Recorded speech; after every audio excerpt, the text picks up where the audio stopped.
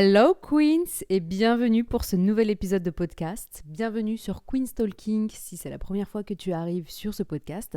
Je m'appelle Safia, je suis artiste et j'ai créé Queen's Talking pour mettre en avant des femmes créatives, inspirées et inspirantes, mais pas que. On va aussi parler d'entrepreneuriat, on parle de business, de bien-être, de développement personnel et plein d'autres choses. C'est une première pour 2025 puisque cette année j'ai décidé de tourner en vidéo également les épisodes où je suis en solo. Donc tu peux retrouver cet épisode sur les plateformes d'écoute, Spotify et Apple Podcast, et tu peux également retrouver cet épisode sur YouTube en vidéo et en audio. Et n'hésite d'ailleurs pas à t'abonner sur la plateforme favorite. Pour cette nouvelle année, j'ai décidé de me donner un petit peu un challenge puisque le podcast, je l'avais un petit peu abandonné en 2024, je faisais moins d'épisodes et surtout, j'ai pas eu d'invité de l'année et normalement, c'est tout le principe du podcast, c'est d'avoir une invitée par semaine, voire une invitée par mois plutôt pour mieux organiser mes épisodes.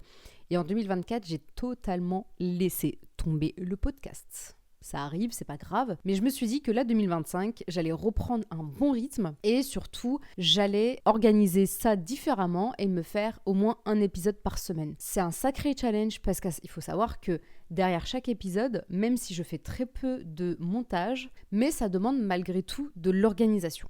Et ça tombe bien puisque l'objectif de cet épisode d'aujourd'hui, ça va être de vous parler d'organisation. Donc je vais vous donner à peu près 4 clés importantes pour gérer votre organisation. C'est pas forcément évident quand on a plein de projets, quand on a plein d'idées, de pouvoir s'organiser comme il faut. Et justement, c'est quelque chose que j'ai décidé de mettre en place il y a déjà quelques années. C'est le fait de vraiment organiser mes idées, organiser mon planning. Et je vous assure que depuis que je fais ça, je n'ai jamais été aussi bien dans la gestion de mes tâches. J'ai de plus en plus d'objectifs et en fait, j'y vois carrément plus clair. Et franchement, on néglige totalement et trop souvent l'organisation et quand on est mal organisé, quand on a en même temps trop d'idées, eh bien, ça tend vers la procrastination. Et la procrastination, c'est l'ennemi numéro 1 de toute personne qui tend à être productive et qui est surtout créative. Franchement, je suis bien placée pour parler de ça. Dans mon travail artistique et dans mon travail entrepreneurial, entre guillemets, j'ai souvent beaucoup d'idées. J'ai vraiment tout le temps des idées. J'ai un cerveau qui n'arrête jamais. C'est tout le temps des idées.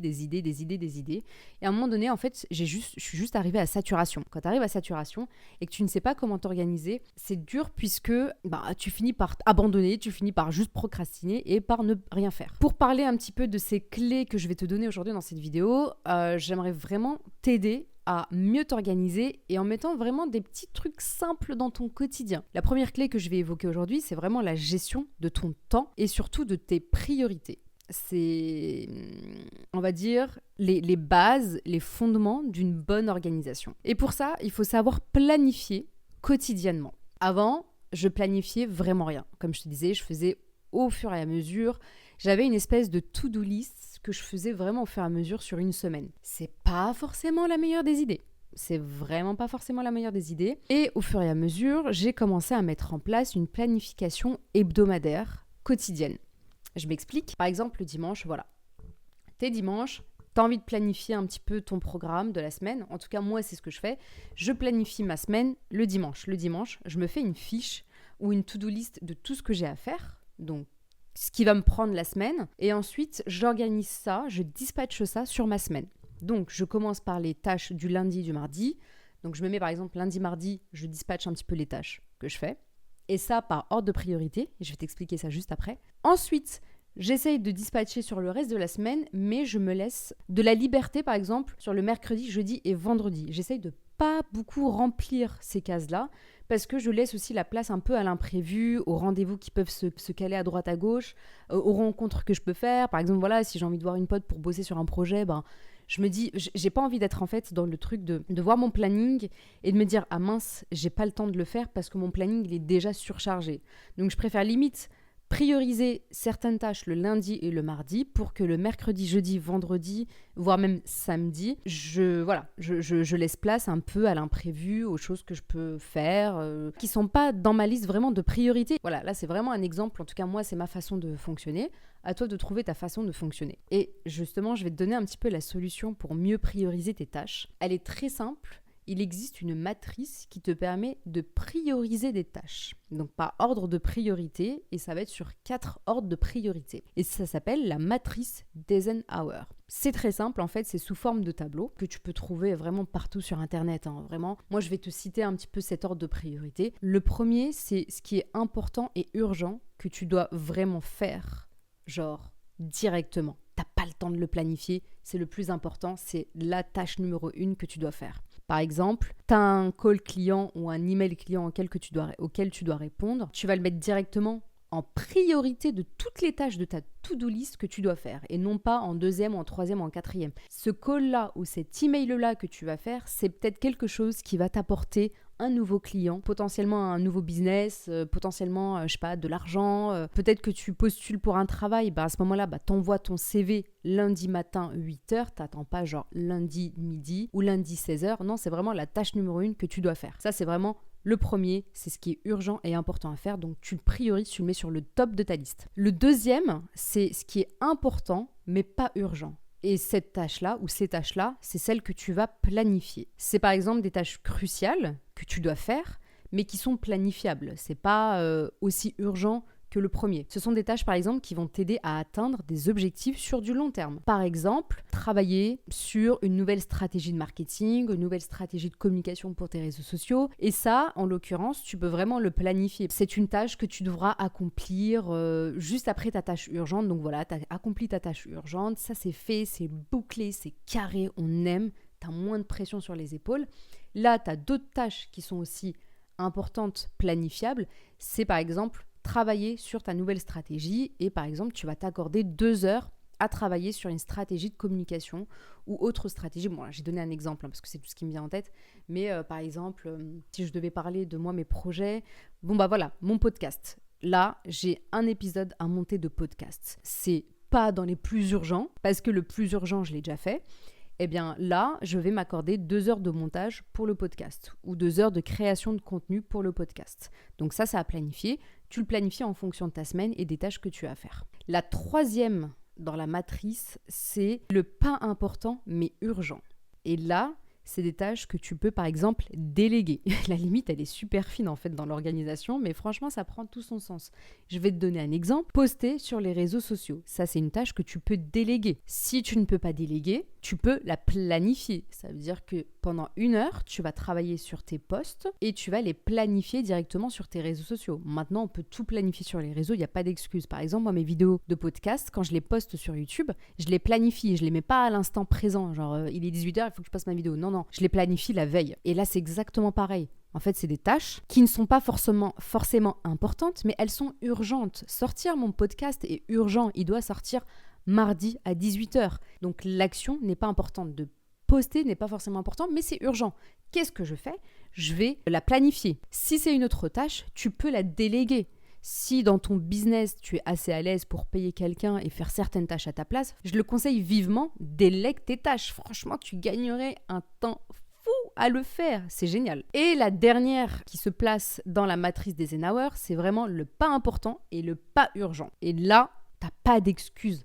Par exemple, scroller sur les réseaux sociaux. C'est pas important, c'est pas urgent et en plus tu perds du temps. Tu vas perdre une demi-heure, 1 heure dans quelque chose que tu aurais pu faire, qui aurait pu être productive, tu vois, dans ton agenda. Donc, c'est une perte de temps et c'est pas urgent. Et puis il y a d'autres tâches comme ça. Là, je vais pas te faire une liste exhaustive, mais c'est vraiment pour te parler de cette matrice. Je continue dans mes clés d'organisation. Mais j'adore cet épisode. En vrai, je vais faire plus d'épisodes comme ça. Moi, ça me stimule, j'aime bien. Et surtout, moi, c'est des choses que j'ai mis en place. Comme je l'ai dit au début, c'est des choses que j'ai mis en place. Franchement, depuis, ça me sauve la vie. Et, enfin, c'est pas que ça me sauve la vie, ça me facilite mon quotidien, tout simplement. En fait, mon esprit est plus clair. Je sais ce que je dois faire. Je sais ce que je ne dois pas faire. Et surtout, il y a des tâches qui sont vraiment pas utiles et pas urgentes. À l'époque, je les aurais faites avant même les urgentes. Pourquoi ?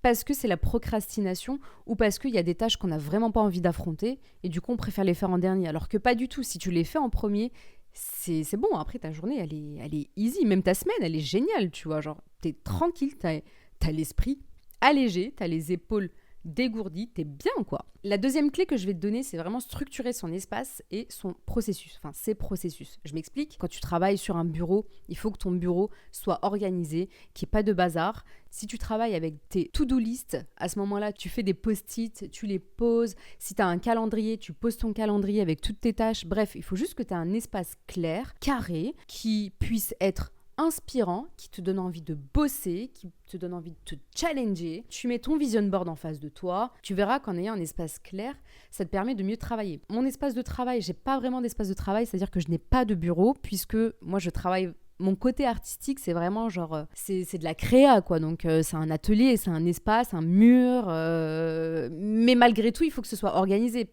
J'ai besoin, par exemple, d'avoir tous mes pinceaux organisés, d'avoir mes peintures organisées, d'avoir un espace qui est propre et organisé. Même quand je crée des grands formats, j'ai besoin de ça. Je veux dire, ça me permet en fait, juste de me sentir bien, quoi.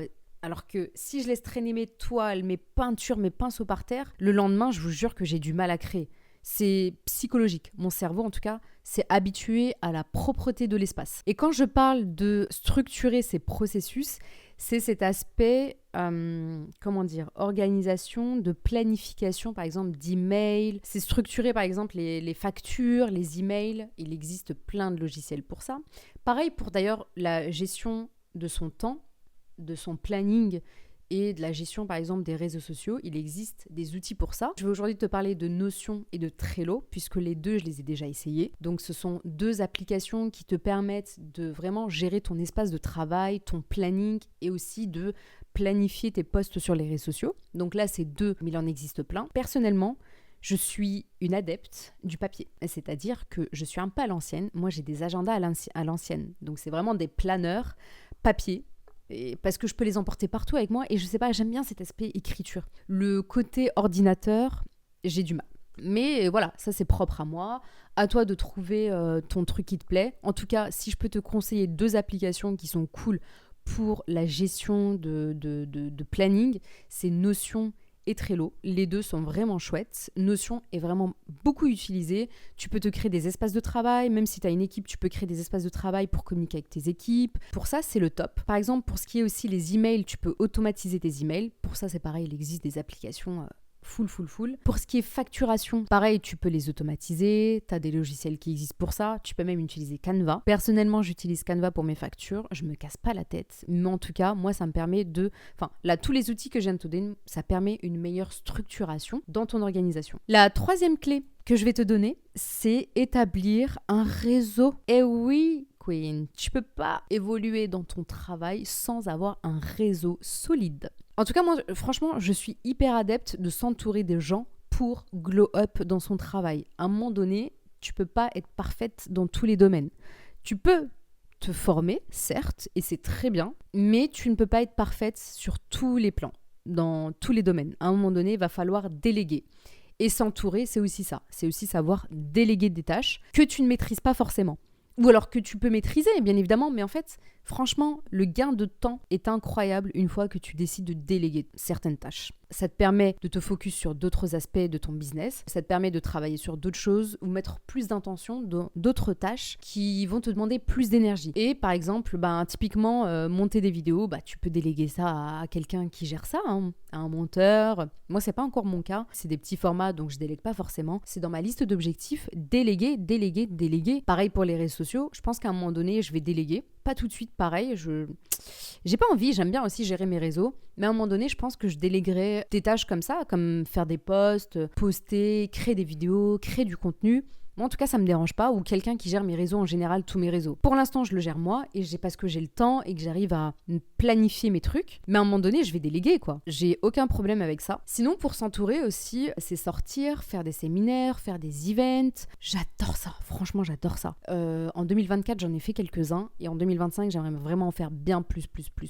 J'ai vraiment envie d'avoir un réseau de meufs puissantes, créatives, avec qui tu peux faire plein de business et tout. Et d'ailleurs, collaborer avec des personnes, ça fait aussi évoluer ton business. Ça te fait grandir aussi en tant que personne, puisque tu rencontres des personnes qui évoluent de la manière que toi, qui ont le même mindset que toi. Et ça, franchement, je ne peux que l'ajouter dans mes clés d'organisation.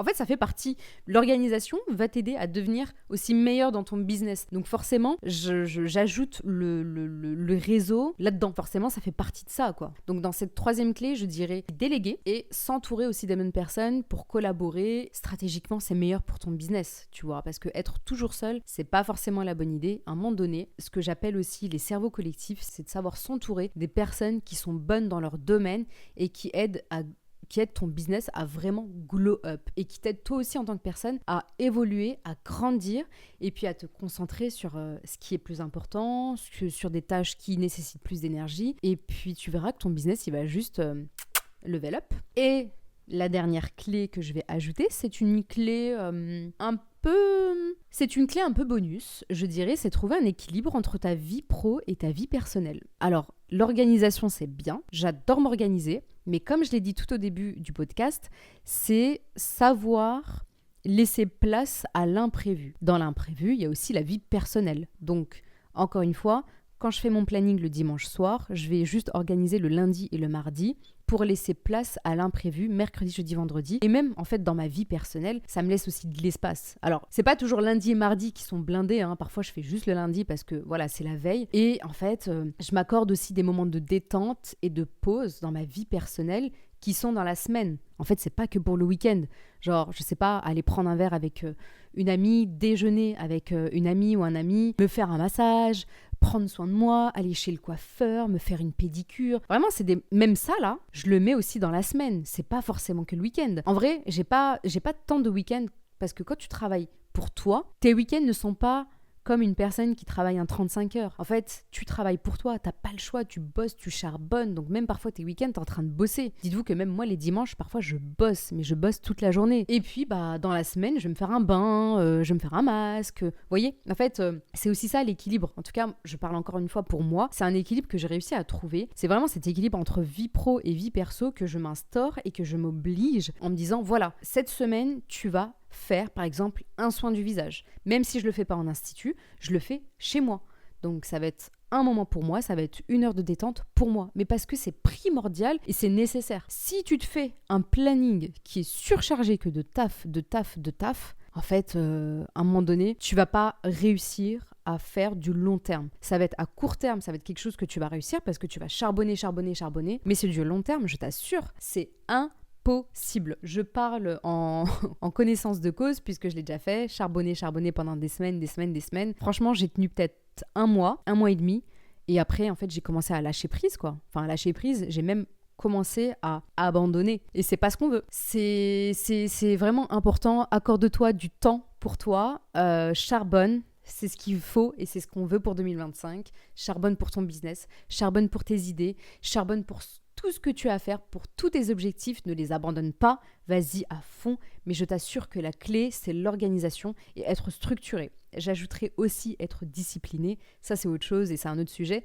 Mais franchement, vas-y, tu peux le faire. Mais sois aussi conciliante avec toi-même et accorde-toi des moments de pause. Parce que charbonner, on a dit que c'était bien, c'est super. Mais ton cerveau, il a besoin de se reposer, ton corps a besoin de se reposer. Accorde du temps au massage, au bien-être, au sport, aux séances de sport. Dans mes objectifs top, c'est vraiment m'accorder au moins 3 à 4 séances de sport par semaine. Donc pour ça, il faut du temps, mais c'est un temps que je consacre à ça parce que ça fait partie de mon bien-être. Moi, ça me fait du bien de faire du sport. Je me sens bien quand je fais du sport. Je me sens déter, je me sens motivée, ça me fait du bien. Donc priorité et je le mets vraiment dans la case personnelle, quoi. J'adore ça, ça me fait du bien. Voilà mes queens.